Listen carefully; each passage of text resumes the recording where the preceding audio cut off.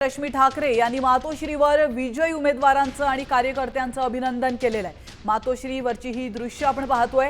काहीच वेळापूर्वी राज ठाकरे यांनी त्यांच्या शिवतीर्थ या निवासस्थानी नगरसेवकांना बोलावून त्यांचं औक्षण केलं, त्यांचं अभिनंदन केलं होतं। आणि आता दुसरे ठाकरे बंधू म्हणजेच उद्धव ठाकरे यांच्या पत्नी रश्मी ठाकरे यांनी देखील मातोश्रीवर विजयी उमेदवारांना बोलावलंय आणि त्या ठिकाणी कार्यकर्त्यांचं आणि उमेदवारांचं अभिनंदन केलेलं आहे।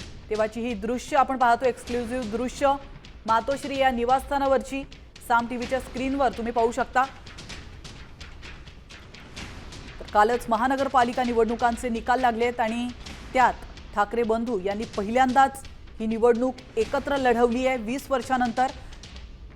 तर एकीकडे राज ठाकरे यांनी देखील विजयी उमेदवारांचं सत्कार आणि औक्षण केलेलं आहे, तर दुसरीकडे उद्धव ठाकरे यांनी देखील विजयी उमेदवारांना मातोश्रीवर आमंत्रित करून त्यांचं अभिनंदन केलं।